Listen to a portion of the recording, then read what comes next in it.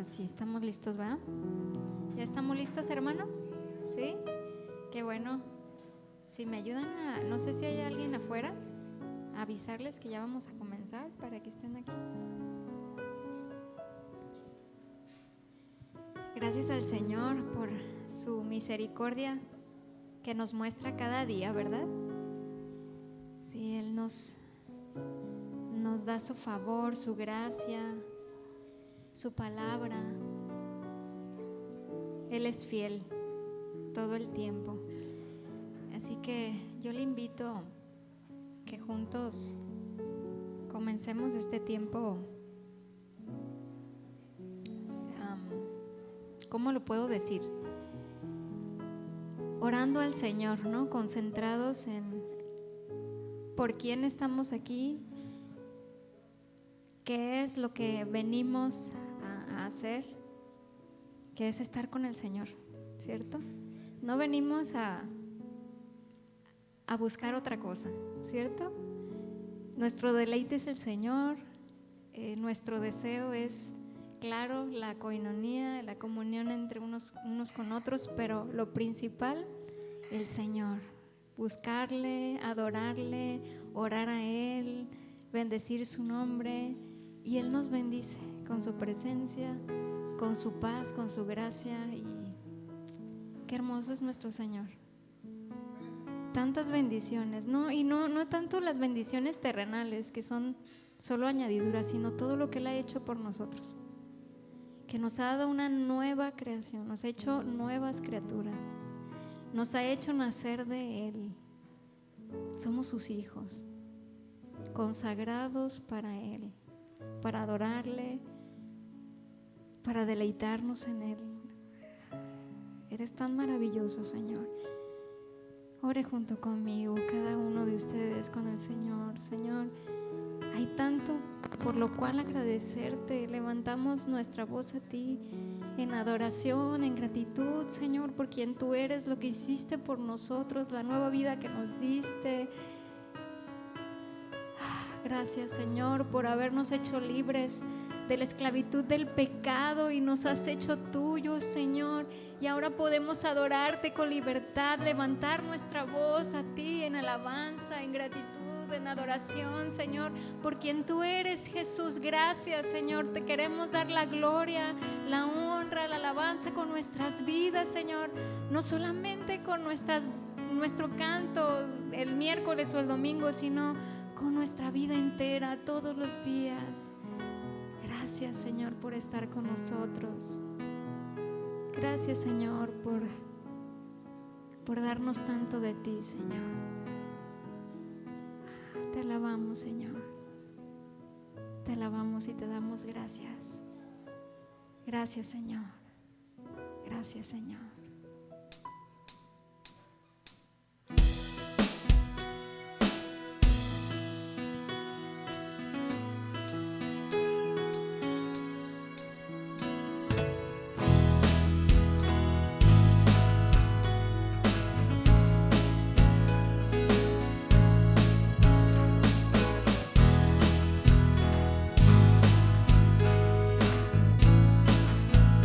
Decirle delante de ti, Señor. Ante ti me inclino, ante ti me rindo, dándote gracias por lo que has hecho en mí. Puedo ver tu rostro hermoso y sublime. Mi corazón lo entrego como ofrenda de amor. Dile una vez más, ante ti.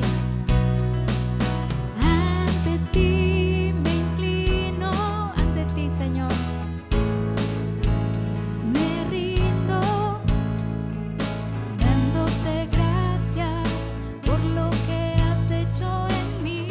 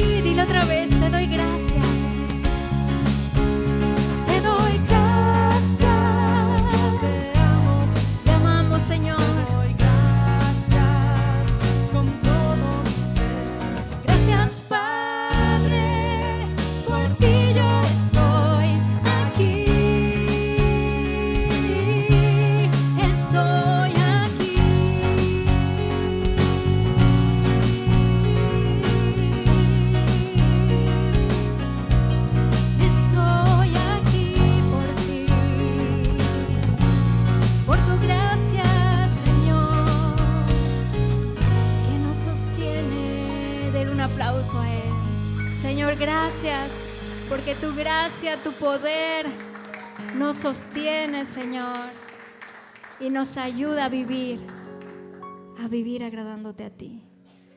¿Cuántos saben que no es por nuestra fuerza, sino por su poder? Nada tenemos nosotros que no sea por Él. Todo se lo debemos a Él. Si usted se siente débil en alguna área, la gracia del Señor es suficiente para ayudarnos, para fortalecernos, para que podamos cumplir con su voluntad. Amén. Gracias, Señor, por tu gracia, por tu amor. Tú nos capacitas, Señor, tú nos das todo. Todo nos ha sido dado por ti para hacer tu voluntad. Por eso hoy podemos cantar: quiero vivir, Señor, agradándote a ti. No por nuestro esfuerzo, en nuestro esfuerzo humano no podemos hacerlo, pero hoy tenemos tu fuerza, hoy tenemos tu espíritu, hoy tenemos tu naturaleza para poderlo hacer, Señor. Gracias. Levante sus manos a Él. Dígale: Señor, yo quiero vivir dejándote actuar en mí para vivir agradándote a ti, Señor. Amén.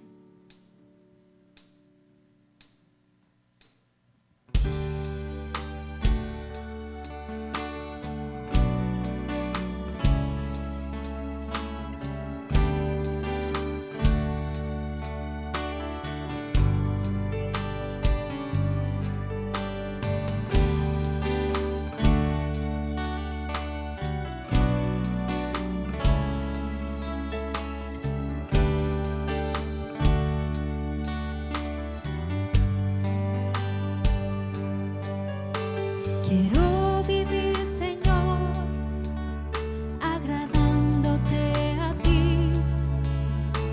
Quiero vivir, Señor, en santidad,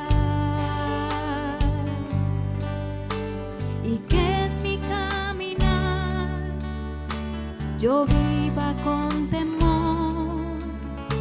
Te amo más y más, eres mi Dios. Dile una vez más: quiero vivir, Señor, agradándote a ti. Quiero vivir, Señor, en santidad, y que en mi caminar yo viva con temor. Te amo más y más, eres mi Dios. Mi vida es para ti, mi vida es para ti. Hoy me consagro. Cansado estoy de hacer mi voluntad. Me rindo a ti, Señor. Me rindo a ti. Me entrego a ti. Quiero vivir en ti, Señor. Me rindo a ti. Me entrego a ti. Y quiero hacer tu voluntad.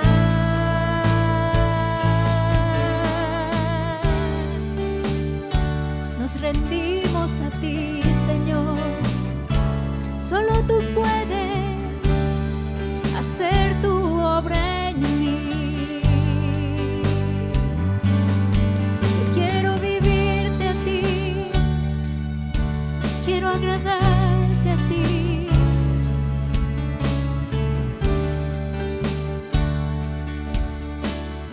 Ayúdanos, Señor.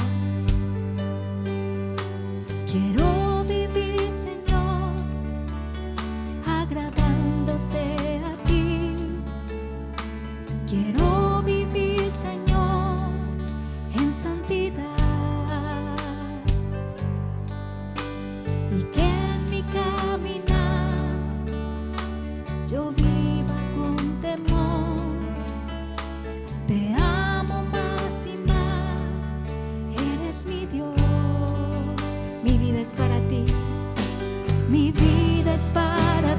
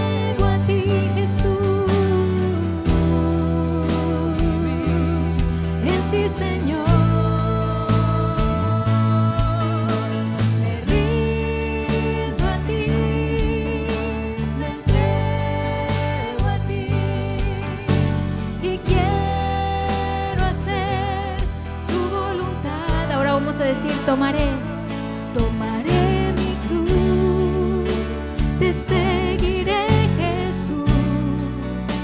Nunca podré pagarte que moriste en mi lugar. Tomaré mi cruz, me negaré a mí mismo, viviré para adorarte y no volveré atrás. Tomaré mi cruz, te seguiré, Jesús. Nunca podré pagarte que moriste en mi lugar. Tomaré mi cruz, me negaré a mí mismo, viviré para adorarte y no volveré atrás.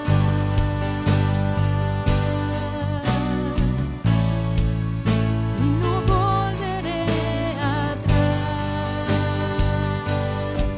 No volveré atrás por tu gracia. No volveré atrás.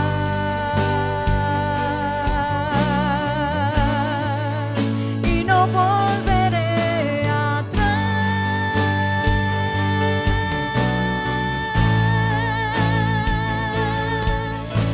No volveré atrás, Señor.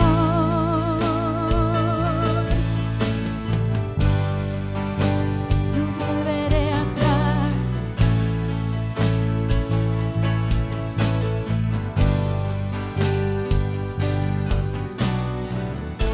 No volveré atrás, Señor.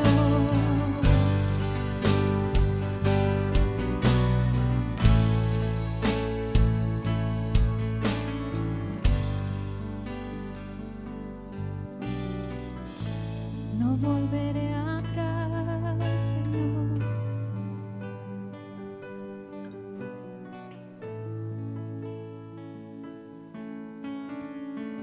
Adore al Señor. Adore al Señor.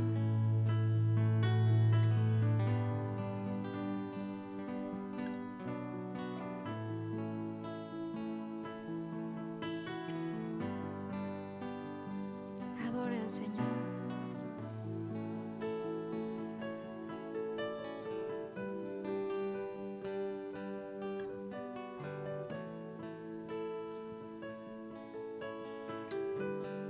Dice Hebreos 10:39.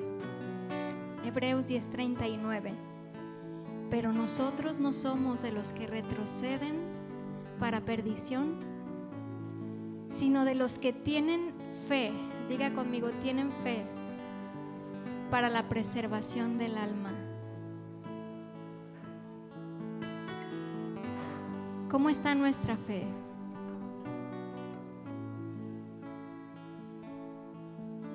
¿Le creemos al Señor todo lo que Él nos dice en su palabra?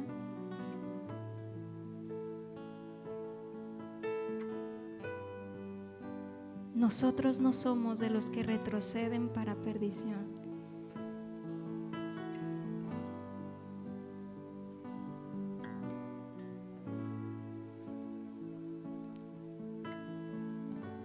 Señor, no queremos mirar hacia atrás, sino a lo que tienes tú delante. Queremos ser obedientes, Señor, y sensibles a tu voz, a la guía de tu Espíritu Santo.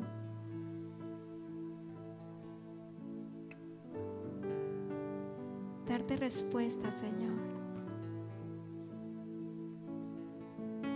Cada día tú nos hablas, Señor,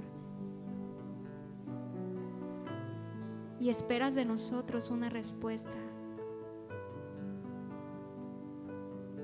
Tenemos la fe suficiente para creer en lo que nos estás diciendo y darte las respuestas que tú esperas. Tú siempre nos hablas, Señor. No queremos que calles por qué te desobedecemos. Porque también tú callas cuando no te obedecemos. Ay de nosotros, Señor, cuando no te escuchamos. Perdónanos, Señor,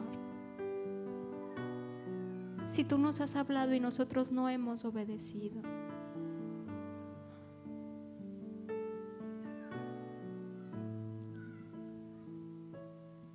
No dejes de hablarnos, Señor.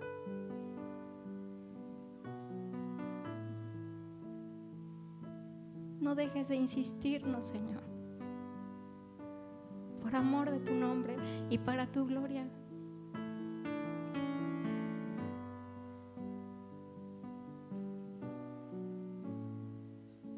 Esta noche, Señor, los que estamos aquí queremos hacer un compromiso contigo de obedecer tu voz y no darle vueltas a lo que tú nos dices, Señor.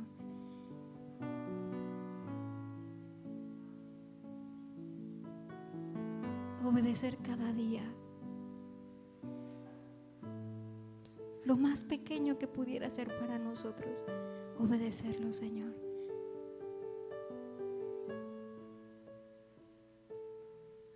Y entonces, Señor,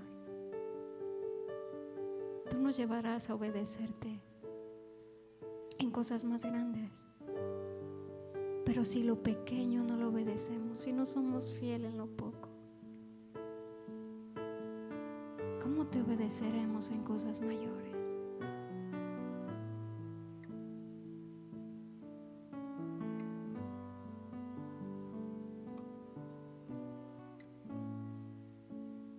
Ayúdanos, Señor. Te tenemos a ti. Tú nos impulsas, tú nos fortaleces, tú nos das el denuedo, la valentía, la fuerza. Tú nos has dado espíritu de poder, de amor y de dominio propio, no de temor. Qué bueno eres, Señor.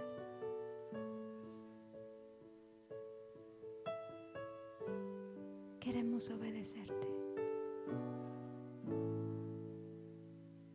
Tomaré mi cruz, te seguiré, Jesús. Nunca podré pagarte que moriste en mi lugar. Tomaré mi cruz, me negaré a mí mismo, viviré para adorarte y no volveré atrás. Tomaré mi cruz, te seguiré, Jesús. Nunca podré pagarte que moriste en mi lugar. Tomaré mi cruz, me negaré a mí mismo, viviré para adorarte y no volveré atrás.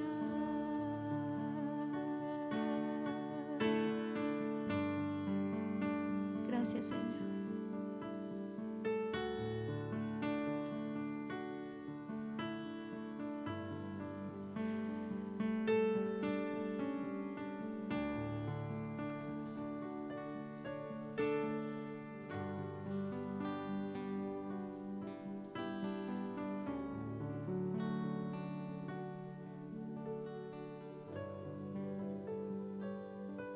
Gracias, Señor. Gracias, Señor.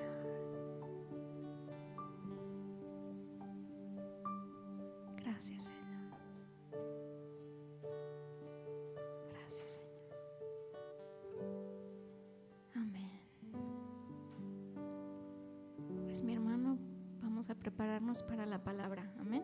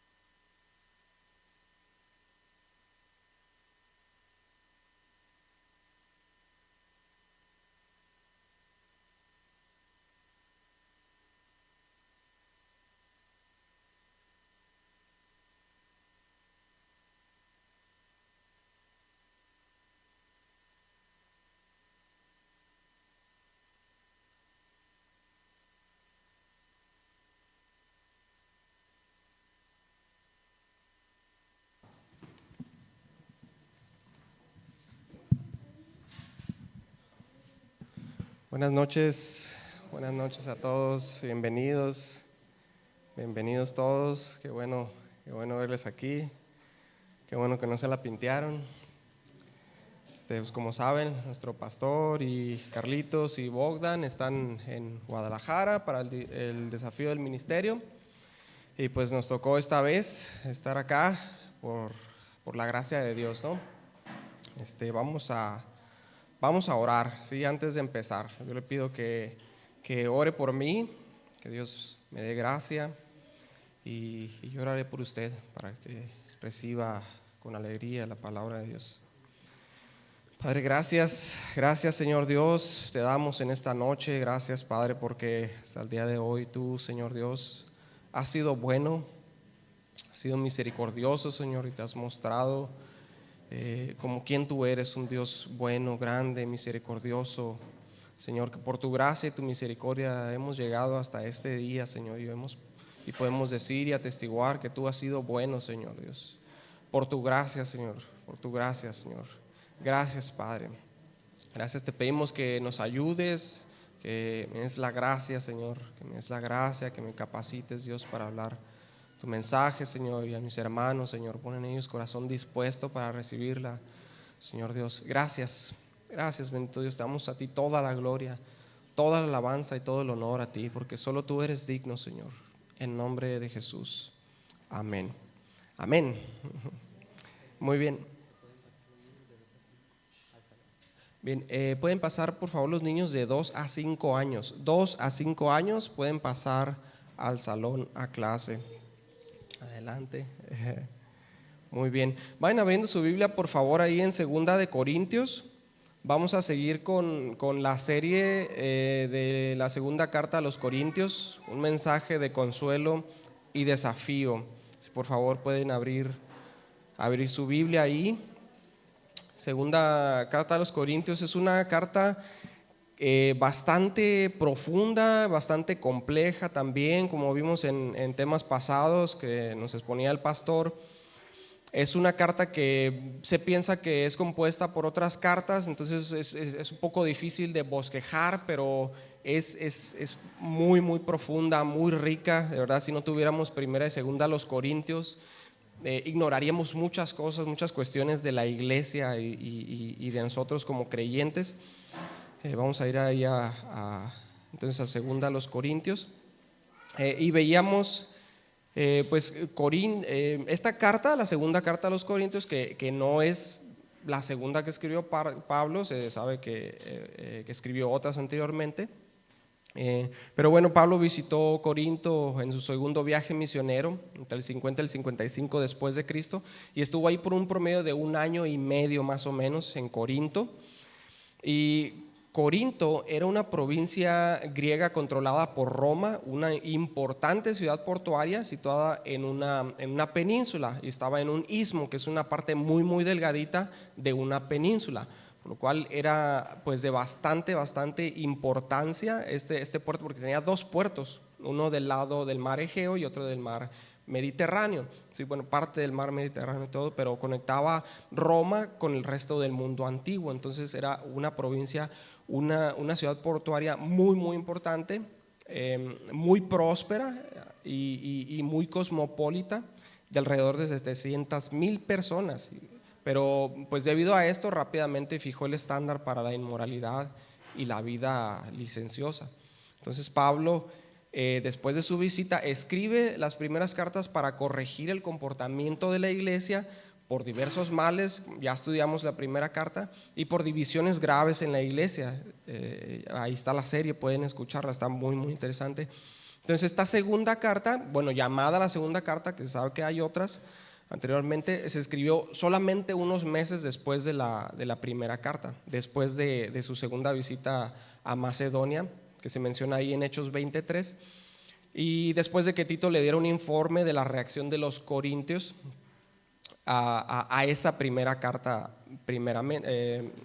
precisamente. Entonces esta primera carta, la mayoría de ellos reaccionaron con arrepentimiento, pero una minoría reaccionó con soberbia, pues algunos falsos maestros se habían introducido ahí en la iglesia y habían introducido algunas doctrinas y estaban tratando de desprestigiar a Pablo. Estos estaban acusando a Pablo de ser orgulloso, deshonesto y de carecer de elocuencia y notoriedad y de no llenar los requisitos de ser un apóstol de Jesucristo. Ellos seguían mucho en ese tiempo en Grecia, ustedes saben, a filósofos, a sofistas que exponían, que eran muy hábiles en cuanto a su palabra. Entonces ellos eran seguidos por precisamente discípulos, de ahí viene la palabra discípulo, que aprendían de ellos, lo seguían.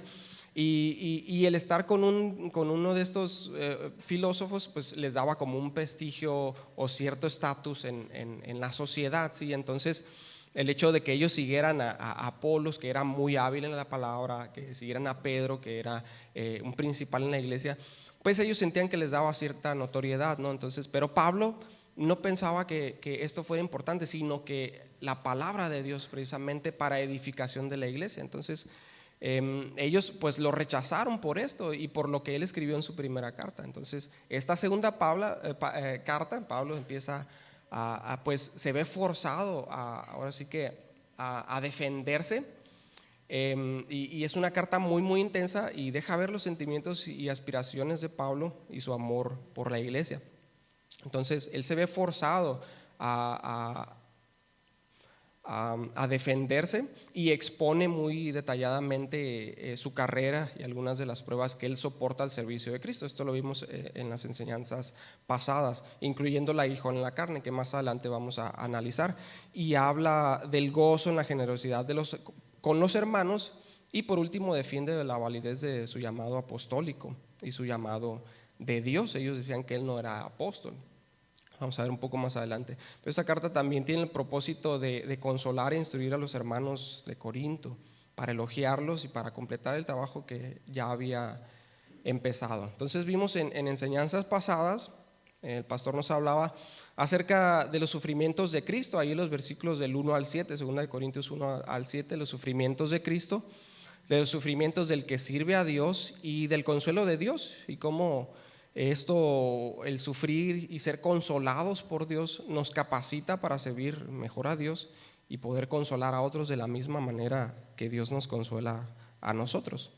Sí, entonces para esto vamos a ir ahí a segunda de Corintios 1 al 7.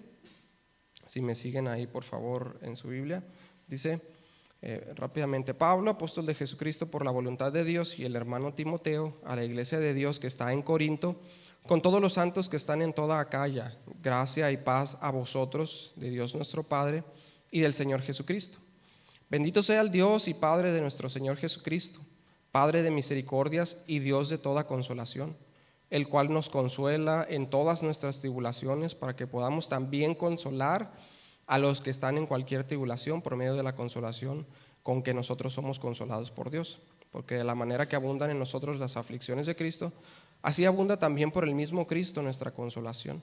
Pero si somos atribulados, es para vuestra consolación y salvación, o si somos consolados, es para vuestra consolación y salvación, la cual se opera en el sufrir las mismas aflicciones que nosotros también padecemos. Y nuestra esperanza respecto de vosotros es firme, pues sabemos que así como sois compañeros en las aflicciones, también lo sois en la consolación.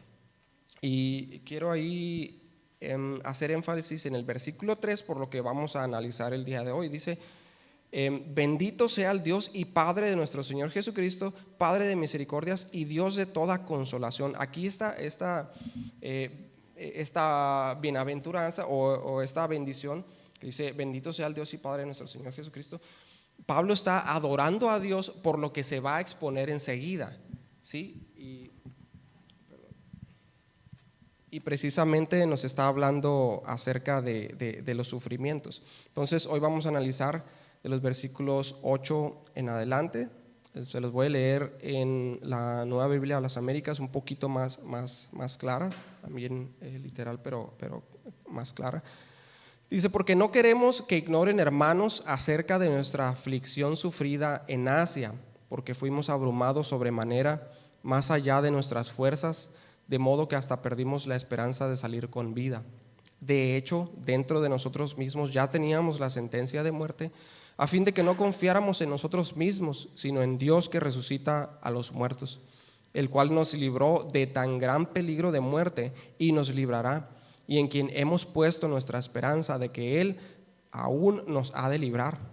Ustedes también cooperaron con nosotros con la oración, para que por muchas personas sean dadas gracias a favor nuestro por el don que nos ha sido impartido por medio de las oraciones de muchos. Vemos ahí al principio del versículo 8 dice, porque. Y esta palabra es muy importante, hay que poner atención porque precisamente nos indica continuidad al texto anterior, está totalmente ligada a la enseñanza anterior. Por causa de lo anterior dicho, que vemos ahí en 2 Corintios 1:5, por causa de la razón de las aflicciones de Cristo, ¿sí? Nos habla entonces por las aflicciones de Cristo, y nos expone lo siguiente. Dice, no queremos que ignoren, hermanos, acerca de nuestra aflicción sufrida en Asia. Aquí no se sabe con certeza a qué hecho se está refiriendo Pablo. Sí, algunos dicen que se refiere a las acechanzas para matarle puestas por los judíos, descrito en Hechos 23, si quieren anotar por ahí o después checar en su casa.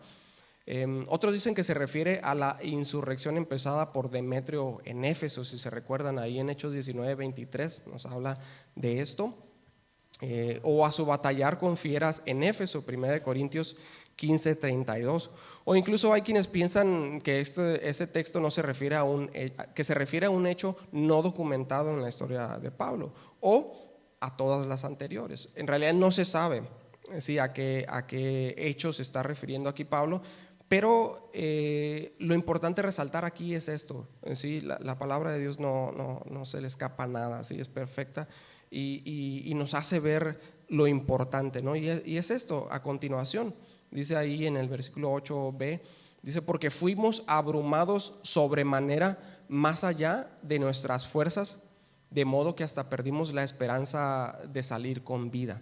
Entonces, aquí el original es muy enfático, es del griego vareo, que significa pesado, grave, duro, abrumar, rendirse de cansancio y sueño. Entonces Pablo había sido llevado a este extremo mucho más allá de lo que cualquier ser humano puede soportar, que hasta había perdido la esperanza de salir con vida. Entonces vamos a analizar esto, pero no sé quiénes de ustedes han tenido alguna experiencia en la que hayan estado cerca de muerte. Yo algunas veces, ¿no? Varias veces en mi juventud, las locuras que hacía, pues estuve varias veces, ¿no? en peligro de muerte. Claro, nada compararse con lo que Pablo sufrió, ¿no? Él al servicio de Cristo lo hizo, una vez por andar de loco, pero sí estuve cerca de la muerte en 2-3 ocasiones, y de verdad que es un sentimiento que no se lo recomiendo a nadie, ¿no? Alguna vez me acecharon unos lones de montaña en la noche, en una montaña toda la noche, y pasé mucha deshidratación, estuve cerca de morir, y es una experiencia que yo recuerdo que pues le rogaba a Dios, ¿no? que me ayudara, y es bastante desesperante. Pero aquí Pablo nos dice, él ya se había vencido, él ya se había considerado muerto, ya se había considerado él muerto hasta el punto de que ya había perdido la esperanza. Y de aquí surgen algunos puntos a desglosar. Sí, dice, uno es que el sufrimiento en el creyente es una realidad. ¿Sí? Si nos dijeron que el cristiano no sufre, pues le quiero decirle que no es cierto. Ahí los de pare sufrir, pues ahí les encargo. El sufrimiento del creyente es una realidad, ¿sí? Jesucristo mismo lo dijo en Juan 16:33, en el mundo tendrán aflicción, ¿sí? Pero confíen, yo he vencido al mundo, y eso es lo hermoso, y es de lo que nos habla aquí Pablo, ¿sí? Y otro punto a desglosar es que hay un propósito siempre en el sufrimiento, no pasa solamente porque sí. Hay siempre un propósito, y es algo siempre bueno, porque sabemos que la voluntad de Dios es agradable y perfecta siempre, en todo momento. Y Pablo precisamente habla mucho acerca del sufrimiento en esta carta en 2 Corintios. No hay despropósito para el sufrimiento del creyente. Lo vemos ahí en Job 1:22, el cual nos dice que Job no atribuyó despropósito alguno a todas las tragedias que azotaron a Job y a su familia. Sí, jamás. Entonces vemos que el sufrimiento tiene un propósito, y aquí precisamente en 2 Corintios nos habla de algunos de los propósitos del sufrimiento del creyente, y lo vemos primero ahí, pues que es primeramente para producir confianza en Dios, precisamente 2 Corintios 1 del 8 al 9. Otra vez lo leemos: porque hermanos, no queremos que ignoréis acerca de nuestra tribulación que nos sobrevino en Asia, porque fuimos abrumados sobremanera, más allá de nuestras fuerzas, de tal modo que aún perdimos la esperanza de conservar la vida. Pero tuvimos en nosotros sentencia de muerte, para que no confiásemos en nosotros mismos, sino en Dios, que resucita a los muertos. Ahorita vamos a analizar un poco más esto, pero para hacerles ver que es uno de los propósitos del sufrimiento. Entonces no hay despropósito en el sufrimiento en el creyente, y hago énfasis en el creyente, ¿sí?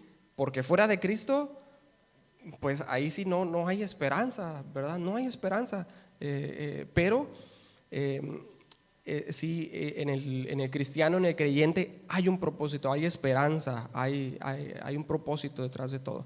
Y el siguiente punto es que el sufrimiento también produce gratificación interna. ¿Cómo está eso? Pues dice ahí en 2 a los Corintios 4:16 al 17. Por tanto, no desmayamos. Antes, aunque nuestro hombre exterior se va desgastando, el interior no obstante se renueva de día en día, porque esta leve tribulación momentánea produce en nosotros un cada vez más excelente y eterno peso de gloria. Entonces vemos que realmente, bueno, y dice la Escritura que es mejor padecer haciendo lo bueno, ¿cierto?, que haciendo lo malo, y dice que produce que nosotros nos vamos renovando día a día interiormente, aunque por fuera nos vamos desgastando, ciertamente por servir a Cristo, interiormente nos vamos renovando. Vemos a esos a veces misioneros, pastores, grandes servidores de Cristo, que aún en su vejez, en su arduo labor y trabajo, lo vemos en la vida de Pablo, como hasta el final de su vida hay en ellos una gratitud, una paz, realmente una satisfacción, como vimos al final de la vida de Pablo, que dice: he corrido la carrera, la he acabado, he guardado la fe y ahora me espera la corona de vida. Entonces eso, mis hermanos, es algo hermoso, ¿no? que el mundo no puede entender, porque pues no conocen a Cristo, ¿cierto? Pero nosotros le tenemos su Espíritu Santo que nos ayuda. Y vemos también que el sufrimiento sirve para producir humildad. Ahí mismo en 2 Corintios 12:7 dice: y para que la grandeza de las revelaciones no me exaltase desmedidamente, me fue dado un aguijón en mi carne, un mensajero de Satanás que me abofetee, para que no me enaltezca sobremanera. Sí, y se le había sido reveladas tantas cosas a Pablo, incluso fue hasta el tercer cielo, ¿sí? Fue al cielo, que fue necesario que se le diera este aguijón en la carne para que no se enalteciera. Así es que mencionaba al pastor en las enseñanzas pasadas que queremos servir a Cristo, bueno, esperemos aflicción, porque realmente pues esto produce en nosotros un carácter humilde, produce en nosotros gratificación interna, produce en nosotros gozo, ¿sí? Y produce en nosotros confianza en Dios, fe en Dios. Y hay algunos propósitos descritos en la Biblia para el sufrimiento en general, ¿sí? En general, para producir arrepentimiento, por ejemplo, sufrimiento para producir arrepentimiento. Vemos en Lucas 13:1 al 5, ahí donde dice que Pilato mezcló la sangre de algunos judíos con la sangre de los sacrificios, hizo una matanza, o que una torre también cayó encima de unas personas. Dice: ¿ustedes creen que ellos eran más pecadores que ustedes? Pues no, dice, si no se arrepienten perecerán igualmente. Entonces vemos que el sufrimiento también sirve para producir arrepentimiento en general. sí, creyentes y no creyentes. Vemos que también sirve para la revelación de la ira y la indignación de Dios por el pecado. Romanos 8, 20, 23, donde dice que la creación fue sujeta a vanidad, ¿sí? Y también los sufrimientos de Cristo produjeron justificación. Lo vemos en Hebreos 2 del 9 al 10. Si quieren ustedes estudiarlos ahí en casa y aprender un poco más acerca del sufrimiento, lo puede hacer. Y bueno, seguimos ahí con el versículo 9. Dice: pero tuvimos en nosotros mismos sentencia de muerte. Aquí viene el clímax de esta porción de la escritura. ¿Sí? Dice: pero tuvimos en nosotros mismos sentencia de muerte. La tribulación ahí a Pablo y a quienes estaban con él, no dice quiénes eran, dice fue tan violenta y abrumadora que perdieron la esperanza de salir con vida, ¿sí? Y se resignaron a la muerte física. Ya se habían resignado, como les digo. Entonces ellos ya se habían dado por muertos. O sea, entendamos esto, ya se habían dado por muertos, ya no tenían esperanza de vida. Ajá. Y imaginémonos un poquito, ¿qué haríamos nosotros? O si hemos estado algunas en peligro de muerte, ¿qué haríamos nosotros si supiéramos que vamos a morir seguramente? Sí, pues primeramente ponernos a cuentas con Dios, ¿verdad? Poner nuestra fe en Él, nuestra esperanza, rogarle. Ajá. Entonces Dios permitió que esto sucediera precisamente y llegara a ese punto. Sí, y vemos que bueno, ya lo había dicho el Señor antes, ¿sí? Porque le dijo a Ananías, le dijo: ve ahí con Pablo, porque Ananías le decía: Señor, pero él persigue a tu iglesia y mata y lleva a la cárcel a los creyentes. Él dijo: ve, porque yo le voy a enseñar cuánto le es necesario sufrir a causa de mi nombre, ¿sí? Entonces Dios ya tenía un propósito ahí con Pablo y en el sufrimiento en Pablo. Entonces ahora Pablo nos escribe esto precisamente para que no nos sorprendamos, y le escribe a los corintios y nos habla a nosotros para que no nos sorprendamos cuando este tipo de cosas vengan sobre nuestras vidas, así como Pedro también lo dice en primera de Pedro 4 al 12, que no nos sorprendamos, ¿sí? Cuando el fuego de prueba venga sobre nosotros, como si alguna cosa extraña nos sucediera. Ajá. Ahora, ¿para qué? Aquí viene lo bueno. ¿Para qué y cuál es el propósito de este sufrimiento y de llegar a este punto, de haberse dado ya por muertos? Dice, bueno, para que no confiásemos en nosotros mismos. Sigue diciendo ahí en el texto, para que no confiásemos en nosotros mismos, dice Pablo. Y la expresión para qué nos indica que estas aflicciones tuvieron el siguiente propósito: no confiar en nosotros mismos. Para esto sirvieron esas aflicciones. Y es que la confianza en sí mismo, en nosotros mismos, es algo realmente carnal y es algo diabólico. Les voy a decir por qué. Porque esto produce orgullo. Tener confianza en nosotros mismos, no es escuchado ahí por el mundo: ten confianza en ti mismo, ten fe en ti mismo, cree que lo vas a hacer y vas a... Pues toma, hasta que nos topamos con el suelo, entendemos que realmente pues no, o sea, no es por ahí. Y Dios nos habla y nos instruye y nos dice, antes de que venga la prueba, antes de que venga la aflicción, para que estemos preparados y la recibamos con gozo, ¿sí? Porque es algo que viene de Dios y es por gracia, es por misericordia. Y lo vamos a ver ahorita, ¿sí? ¿Por qué? Porque esto produce orgullo. Confianza en sí mismo produce orgullo. ¿Y qué? Y Dios resiste ¿a qué? A los soberbios, pero da gracia a los humildes, ¿cierto? Santiago 4:6. Ajá. Y es algo diabólico. ¿Por qué? Porque Satanás quiere que confiemos más en nosotros mismos, ¿sí? Y es parte ahí de la tentación de Jesucristo ahí en el desierto, ¿sí? El orgullo, la confianza en sí mismo. Y también vemos cómo se ha introducido todo ese tipo de filosofías humanistas a la iglesia, que también motivacionismo, humanismo, que te dicen: tú puedes, tú eres un Por ahí decía un predicador muy de ese tipo de predicadores, ¿no? Mira, usted es ¿cómo decía?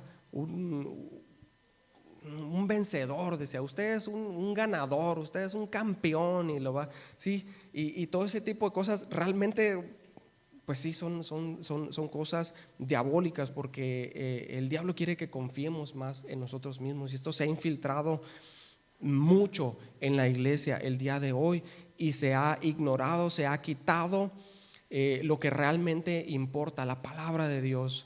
¿Sí? Lo que nos dice la palabra de Dios, el hecho que Dios nos quiere preparar, ¿sí? Nos quiere preparar, nos quiere edificar para que podamos nosotros también ser de edificación a los demás, y que podamos también consolar en las aflicciones, porque dice aflicciones van a tener, ¿sí? Y anteriormente nos dice, esto sucedió para que también ustedes consuelen a otros, para que también puedan consolarlos en las mismas tribulaciones. Y sigue diciendo ahí, no confianza en nosotros mismos, sino ¿en quién? En Dios, que resucita a los muertos. ¿Sí? Es una confianza que es el resultado de la aflicción de Pablo, no una confianza superficial, sino una confianza en aquel que resucita a los muertos. O sea, nos dice la palabra, tenemos la palabra profética más segura, a la cual hacemos bien en estar firmes, ¿sí? Como una segura y firme ancla del alma. Y nos dice pues una confianza en aquel que resucita a los muertos. Y Pablo menciona esto porque pues ya se había dado por muerto, ¿no? Y aquel que lo había llevado a este punto de encarar la muerte, es decir, Dios, lo estaba llevando a confiar en Él, en Dios. ¿Cómo? No librándolo a lo mejor de la muerte, sino resucitándolo de los muertos. Él ya se había dado por muerto. Ya se había dado por muerto. Y entonces empezó a confiar en Dios. ¿En qué manera? ¿En que lo iba a librar de la aflicción? No, sino en que lo resucitaría de entre los muertos en el día postrero, ¿sí? Porque no dice la palabra de Dios que siempre nos va a librar de la muerte. Ciertamente libró a muchos de la muerte en muchos momentos. Vemos ahí a Daniel y a sus compañeros en Babilonia, y vemos muchos otros ejemplos de cómo Dios libró de la muerte, pero al final todos murieron y todos vamos a morir. Pero esta es la esperanza y la confianza que produce estas tribulaciones en el creyente, la confianza en Dios y en que Él nos va a resucitar de entre los muertos, para que entonces pongamos nuestra confianza y nuestra mirada en Él y en lo eterno. Y esto pues es algo sublime, de verdad, porque bueno, no era el propósito de Pablo padecer, ni siquiera de aquellos que produjeron la aflicción de Pablo, ni siquiera de Satanás. Él quiere que confiemos más en nosotros mismos, sino era el propósito de Dios. ¿Para qué? Para que confiara totalmente en Él, total y absolutamente en Él, en Dios, y en que lo resucitaría de entre los muertos. De verdad hay que darle gracias a Dios por esto. Sí, es gracia, es misericordia de Dios el sufrimiento en el creyente, nos capacita a confiar más en Él. Y vemos ahí pues algunos beneficios. Sí, se pueden desglosar algunos puntos aquí. Vemos algunos beneficios del creyente, exclusivamente del creyente, durante las aflicciones.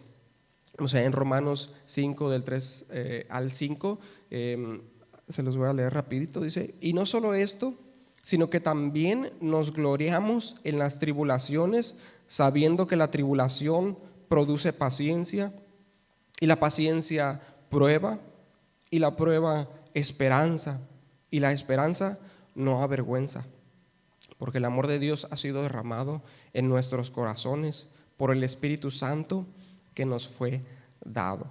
Qué bonito, ¿verdad? Dice, la tribulación produce paciencia, ¿sí? Nos hace pacientes, y la paciencia prueba. Nuestra fe es probada, y dice la palabra, mucho más preciosa que el oro, se prueba por medio de fuego. Sí, se prueba para que nosotros nos arrepintamos y confiemos totalmente en el Señor. Dice, y esto da esperanza. Y la esperanza no avergüenza. Si esto no avergüenza. Vergüenza, ¿qué es lo que trae vergüenza? El pecado, ¿verdad? El pecado y confiar en nosotros mismos, porque no somos de confiar, de verdad. Por la gracia de Dios estamos aquí. Yo de verdad, por la gracia de Dios, podemos estar aquí compartiendo el glorioso evangelio, porque no somos dignos. No somos dignos de hacerlo, sí, pero por la gracia de Dios, por la misericordia de Dios. Y dice, porque el amor de Dios ha sido derramado en nuestros corazones por el Espíritu Santo que nos fue dado. Y ese es otro beneficio del creyente, que el Espíritu Santo nos ayuda y nos capacita. Sí, vemos ahí en Hechos 1:8, pero recibiréis poder cuando haya venido sobre vosotros el Espíritu Santo. Conocemos la Escritura. Sí, el Espíritu Santo nos capacita, ¿sí? Nos ayuda, nos consuela en medio de las aflicciones, nos habla, nos guía, nos redarguye de pecados, ¿sí? Y este es un beneficio exclusivo del creyente, nadie más lo tiene. Y de verdad esto nos debe dar sumo gozo, que tenemos el Espíritu Santo habitando dentro de nosotros, ¿sí? Y nos ayuda en nuestra debilidad y no nos deja, porque de verdad, hay veces que uno, yo creo que hablo por todos, que a veces insistimos en desobedecer, en hacer lo malo, en seguir nuestros impulsos, nuestras pasiones carnales, pero el Señor siempre nos vuelve a traer al camino, ¿sí? Produce en nosotros aflicciones, nos redarguye y nos vuelve otra vez, y por su gracia y su misericordia continuamos en el camino hasta la glorificación. O sea, ese depósito es una garantía. ¿Por qué? ¿Porque nosotros permanecemos? No, porque el Señor nos ayuda. ¿Y cuál es la garantía? Las arras del Espíritu. ¿Qué es? El Espíritu Santo. Esa es la garantía, las primicias, ¿sí? El Espíritu Santo nos fue dado como garantía, como adelanto de la gloria que ha de venir, de la resurrección, ¿sí? De lo que va a venir después. De verdad que es algo que, híjole, no es para gozarnos, ¿sí? Para gozarnos, para agradecer al Señor, caer de rodillas y darle gloria y honor y adorarlo, porque es digno, ¿sí? Por su gracia y su misericordia. Y otro beneficio del creyente es paz en medio de las aflicciones. Si tenemos paz en medio de las aflicciones. Y otra vez Juan 16:33, en el mundo van a tener aflicción, pero ¿qué dice? Confíen, yo he vencido el mundo. Y también dice en ese mismo discurso del Señor, dice, la paz les dejo, la paz les doy, y yo no se las doy como el mundo la da. No una paz pasajera que te puede dar cualquier cosa en el mundo, drogas, recreación, incluso la familia, no sé, muchas cosas, cualquier cosa. Una paz aparente, pasajera, no, una paz que sobrepasa todo entendimiento, que nos da el Señor, aún en medio de las aflicciones, aún en medio de la tormenta, aún en peligro de muerte. Y pues que tenemos la fe, es otro beneficio del creyente. Primera de Juan 5, el 4 al 5, tenemos la fe que vence al mundo. Eso es lo que vence al mundo, nuestra fe. ¿Y quién es el autor de la fe? Cristo. Cristo es el autor de la fe. Él es el autor de la fe. Él es digno de gloria. De Él es todo reconocimiento. Amén. Continuamos ahí en el versículo 10, dice, el cual nos libró y nos libra. ¿A quién? Dios, que resucita a los muertos. Él nos libró y nos libra, y en quien esperamos que aún nos librará de tan grande muerte. ¿Sí? Entonces dice ahí, nos libró. ¿De qué nos libró? Sí, otra vez, no está hablando de la muerte física, de esa tribulación que él sufrió, que Pablo y los que estaban con él sufrieron. No está hablando de eso. Nos libró ¿de qué? De la muerte eterna, a través de Jesucristo. Tito 3:5, se los voy a leer para ir avanzando. Dice: nos salvó no por obras de justicia que nosotros hubiéramos hecho, sino por su misericordia, por el lavamiento de la regeneración y por la renovación en el Espíritu Santo. Él nos salvó, nos libró de la muerte eterna a través de Cristo, ¿sí? A través de su Hijo Jesucristo. Luego dice, nos libra. Y aquí nos está hablando de que hay una seguridad en la salvación. Primera Tesalonicenses 1:10, si quieren apuntarlo, dice: y esperar de los cielos a su Hijo, el cual resucitó de los muertos, a Jesús, quien nos libra de la ira venidera. Sí, Él nos libra de la ira venidera. Él nos librará de la muerte eterna. Y habla de que tenemos una seguridad, ¿sí?, en la salvación, lo que mencionábamos ahorita, de que Él nos salvó por su gracia, no por obras de justicia, sino por su gracia, por su misericordia. Y en esto hay una seguridad porque Él guarda esa salvación y siempre nos ayuda a permanecer. Entonces, y hay gozo en medio de el gozo de la salvación, aún en las dificultades. Isaías 12:3 dice: sacaréis con gozo aguas de las fuentes de la salvación.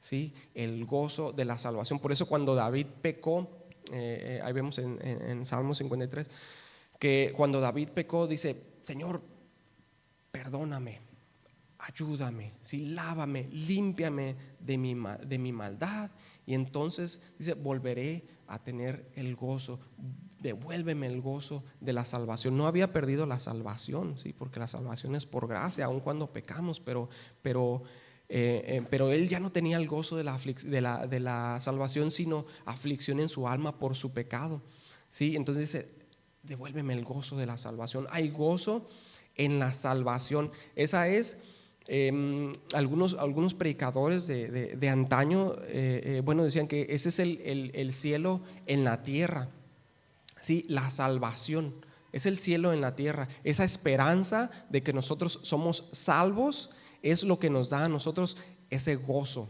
aquí en la tierra, ¿sí? Y vemos ahí más adelante, dice, en el versículo 11, dice: cooperando también vosotros a favor nuestro con la oración.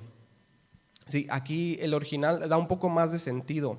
Sí, dice: ustedes también deben ayudarnos con sus oraciones. Les dice: Corintios, hemos pasado por tribulaciones, hemos pasado por angustias, en peligro de muerte, pero Dios nos hace confiar en Él.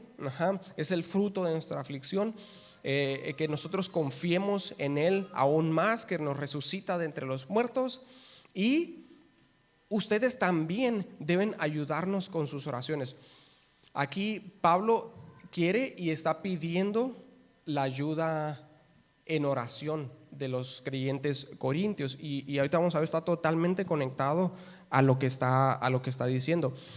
Pablo no se está jactando de que Dios siempre responde sus oraciones, ¿sí? Él está pidiendo ayuda a muchos. ¿Y por qué empieza a hablar entonces aquí acerca de la oración? Bueno, en primer lugar, aquí podemos rescatar que pedir oración a los hermanos por nosotros es correcto. Es bueno. Sí, a veces hay duda acerca de esto, si deberíamos de pedir en oración a los hermanos por nosotros, si deberíamos nosotros siempre estar orando por nosotros. Bueno, vemos en la Escritura Pablo siempre pidiendo a los hermanos que oren por él. O sea, Pablo, siendo un gran predicador, que escribió gran parte del Nuevo Testamento, la mayor parte del Nuevo Testamento, pidiendo oración a los hermanos por gracia para hablar su palabra. Sí, y sí debemos de hacerlo, de verdad, debemos de hacerlo siempre. Ahorita vamos a ver por qué. Pero entonces vemos que sí es correcto que nosotros pidamos a los hermanos oración por nosotros. Yo antes de los días pasados, yo pedía oración a mis hermanos, de verdad, para que Dios me diera la gracia de exponer su palabra, porque como les decía, de verdad no somos dignos de exponer un evangelio tan glorioso. ¿Sí? Algo escrito por Pablo, revelado por Dios, inspirado por el Espíritu Santo. No somos dignos de exponerlo, no somos dignos de enseñarlo. Sin embargo, Dios nos da su gracia. ¿Sí? Porque si ustedes supieran todo de mí, yo supiera todo de ustedes, de verdad que nos miraríamos diferente, ¿sí o no? ¿Verdad? Sin embargo, es por su gracia, y por eso es necesario que nosotros pidamos oración a los hermanos, ¿sí? Para que Dios nos dé de su gracia. ¿Sí? Entonces Pablo dice, ustedes deben de ayudarme, Corintios, en oración. Y él no se jacta de que Dios escucha siempre sus oraciones, a pesar de las revelaciones que él tenía. ¿Sí? Entonces Efesios 6, 18, 19 dice, orando en todo tiempo con toda oración y súplica en el Espíritu, y velando en ello con toda perseverancia y súplica por todos los santos y por mí. Sí, dice Pablo, a fin de que al abrir mi boca me sea dada palabra para dar a conocer con denuedo el misterio del Evangelio. Sí, pero debe haber congruencia, ¿cierto? Cuando nosotros pedimos oración, hermano, ore por mí para que Dios me dé su gracia. Claro que nosotros tenemos que poner de nuestra parte, ¿sí? ¿Por qué digo eso? Me recuerdo una persona que se me acercó y me dijo, ora por mí, ando mal. Y yo le digo, pues sí, oro por ti, pero mira, tienes que arrepentirte, de verdad. Y se me quedó viendo y dice, ora por mí, ando mal. ¿Sí? Entonces, ¿qué pasa? O sea, de verdad, o sea, Pablo soportó todas estas aflicciones, pero él servía a Cristo. Sí, estaba en obediencia al Señor, y aún ahí el Señor que nos dice, cuando hagan la voluntad de Dios, digan, siervo inútil soy. Sí, entonces vemos que también, es uno de los propósitos ahí también de la aflicción, la humildad, ¿sí? Que esto produce en nosotros humildad. O sea, como veíamos anteriormente, el Señor le reveló tantas cosas a Pablo, tantas cosas, que tuvo que darle muchísimas aflicciones para que no se ensoberbeciera, ¿sí? Para que no se llenara de soberbia. Entonces Pablo pide siempre oración. Hermanos, ayúdenme, deben de ayúdenme en oración. Y vemos que esto es correcto. Ahora dice más adelante, para que por muchas personas, estamos hablando que deben de ayudarlo en oración, ¿sí? Para que por muchas personas sean dadas gracias a favor nuestro. ¿Me pueden ayudar con el teclado, por favor? Para que por muchas personas sean dadas gracias a favor nuestro, por el don concedido a nosotros por medio de muchos. Y aquí vamos con este versículo, vamos a concluir, sí, porque hay algo aquí con lo que cerrar, que concluye esta sección, ¿sí? Digo, toda la carta está ahí hilada, y hay un contexto, ¿sí? En toda la escritura. Sin embargo, aquí nos dice la razón de las aflicciones, ¿sí? El motivo, que hubo aflicciones, la razón de estas. Les pide oración a los hermanos, y dice para que por muchas personas sean dadas gracias a favor nuestro por el don concedido a nosotros por medio de muchos. Él pide oración, ¿para qué? Para que cuando Dios responda, cuando llegue la bendición por parte de Dios en respuesta a la oración, aunque la respuesta de Dios no sea librar de la aflicción, porque no siempre es así, sino que con la aflicción se pueda producir en nosotros confianza en Él, producir un corazón humilde y gozo del Señor en nuestros corazones en medio de la aflicción, para que cuando esto suceda y venga la respuesta de parte de Dios y nuestra fe sea fortalecida y nosotros nos humillemos y demos gloria a Dios y haya gozo en nosotros, entonces muchos podamos agradecer a Dios por estas aflicciones, por lo que produjo en nosotros, por la respuesta a nuestras oraciones, por el producto de la aflicción. Y que de nosotros, de lo más profundo de nosotros, brote alabanza a Dios y que Él reciba toda la gloria, que Él reciba todo el honor. En esto resulta todo. Esto es el resultado de las aflicciones.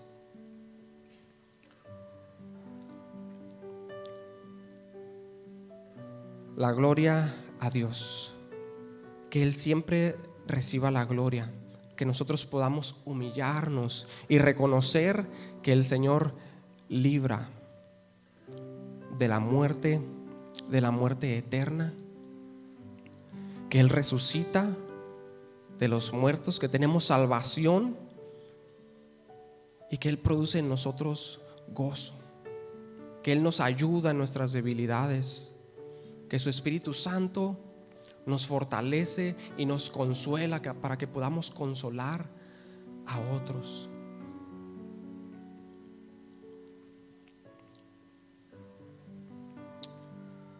Que al final podamos agradecer y darle siempre la gloria, que al final eso es lo que vamos a hacer, ¿no? Allá en la eternidad. Darle gloria a Él por siempre. Y Él nos está moldeando aquí en vida. ¿Por qué? Porque allá no va a entrar nada impuro, sino solo lo santo, solo los santos. Por eso Él nos santifica y nos purifica. Pero es necesario la aflicción, es necesaria la tribulación, es necesaria la aflicción para que confiemos en Él. De otra manera, pues no, ¿verdad? No volteamos a ver al Señor. Pero en la aflicción entonces aprendemos a confiar en el Señor, ponemos nuestros ojos en Él, en nuestro Señor Jesucristo, en el autor y consumador de la fe, y podamos verlo a Él y ver su ejemplo, como nos dice ahí en Hebreos, ¿cierto? Que podamos ver sus aflicciones y decir: no hemos batallado ni hasta la sangre en contra del pecado. Así que lo consideremos a Él, y al tener el fruto de la aflicción, poder dar gracias y darle gloria a Él, a nuestro Dios, el único digno. Amén, hermanos. Vamos a orar. Padre, gracias Señor Dios por tu palabra. Gracias, Rey, por tu palabra escrita, Señor. Gracias porque nos enseñas, gracias porque nos capacitas, gracias porque nos hablas, Señor, y nos dices, Señor, lo que vendrá, lo que ha de venir, para que estemos preparados, cuando venga la aflicción. Señor, ayúdanos, capacítanos, danos la gracia, danos, Señor Dios, tu gracia, Señor. Afírmanos, fortalécenos, Señor Dios. Ayúdanos a confiar más en ti. Que las aflicciones produzcan en nosotros confianza en ti, y que no, Señor, nos apartemos de ti, que no nos enojemos, sino que por el contrario nos gocemos en las aflicciones, como nos dice Pablo, que nos gocemos en medio de las aflicciones. Padre, que esperemos, que produzca en nosotros paciencia, fe, esperanza, Señor, porque esto no avergüenza.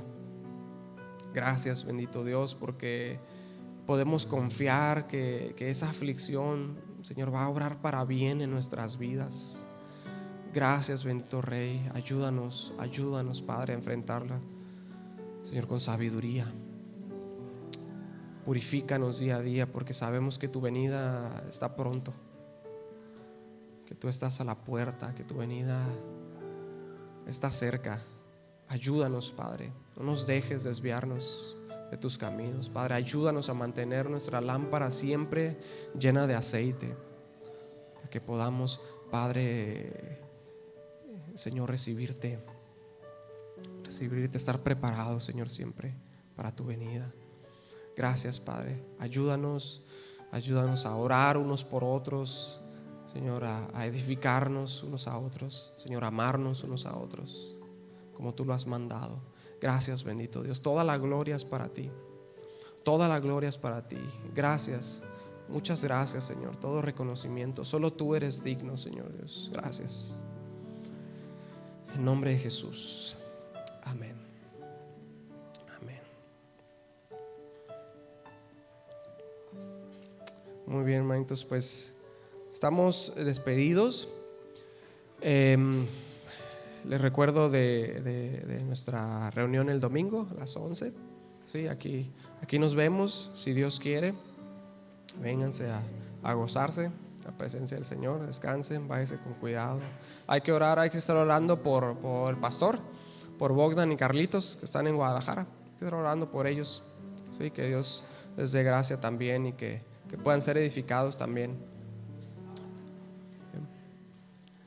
Muy bien, buenas noches, bendiciones.